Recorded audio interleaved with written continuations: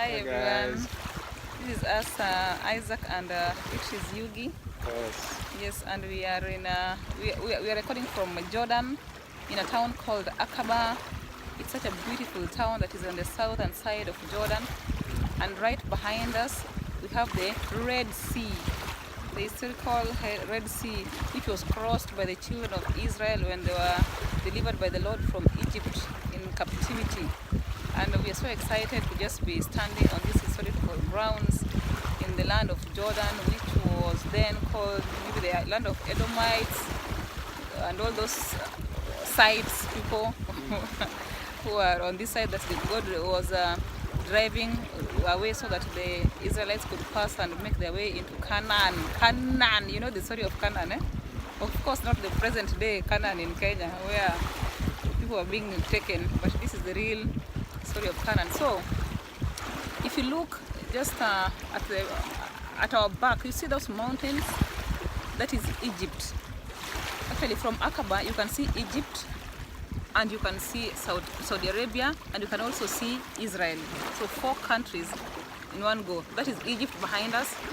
On that far horizon, where you can see those small dots, those are palm trees, and after the palm trees on that horizon, that will be Saudi Arabia. If we turn 180 degrees, is it 180? Yeah, on those mountains behind us, right behind us, like that, that is Israel. And what is the name of that town, baby? No, in Israel. Elat, yeah, the town of Elat. So let's go back to the story of Egypt. This Red Sea goes round until the back of those mountains, and at the back of the mountains it is the Suez Canal. So the story is the way the story is said is that the Israelites crossed the Suez Canal. That is the point at which they crossed Red Sea. Suez Canal is still Red Sea, yeah? They crossed the Suez Canal, and then when they crossed, now they should have been on those mountains. They should have been on those mountains on the other side of the Red Sea, and the Lord caused them to walk straight. They didn't cross into Jordan, to walk straight like they were going towards Israel, just alongside the Red Sea. And then at the point where Israel meets Jordan, they crossed over into Jordan and walked still north towards Mount Nebo, where now Moses died, and Joshua was handed over the children of Israel, and they crossed over through River Jordan River into Israel. So Mount Sinai, we call it Sinai. Mount Sinai in Kiswahili should be somewhere across, where after immediately they crossed the Red Sea, and it should be somewhere on those hills there, should be Mount Sinai. So that is the story, and it is just so exciting to be here and see how history, experience, is it creation? Yeah, experience the history in the Bible, that right across the children of Israel could have been there just walking across, and making their way towards the promised land. Hakuna kupiga kura, au walipewa hiyo promised land. There was no voting, there was nothing. There was just being obedient. But unfortunately, like we know that most of them were disobedient, their heads were hard, they questioned God, and most of them didn't even make it. Actually, it is their children who made it. And I just pray that in our present day, that our heads will not be hard, that we'll collaborate with the Lord and end up to fulfill our purposes for which He created us to fulfill. And I just want to maybe speak to somebody today. I don't know what you are going through.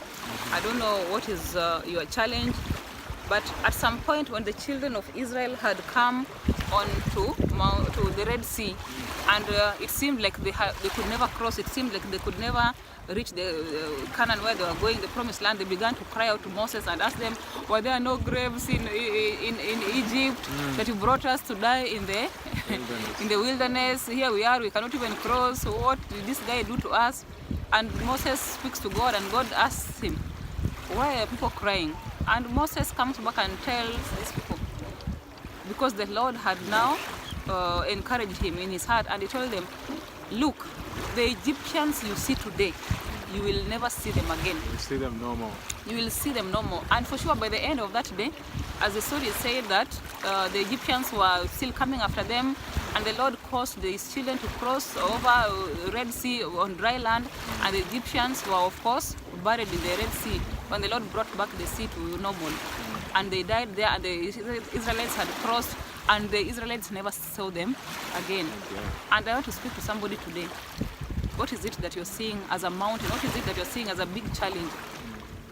Is it financial challenge? Is it something that is causing you depression? Is it depression itself? Is it a relationship issue?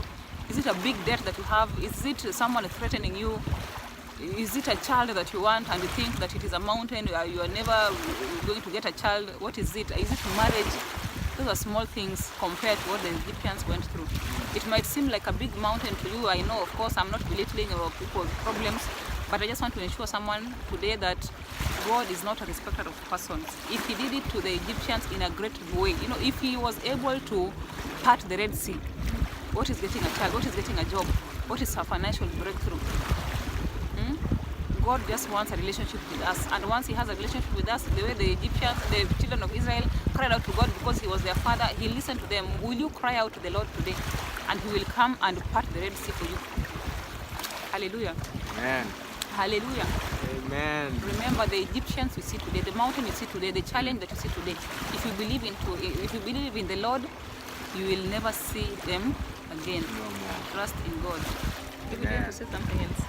Well, that's the word of God for today, and thanks for the word, and we thank God for it. The Egyptians you see today, you will never see them again if you believe. It's bye for now from the port of Aqaba. Adios. Adios.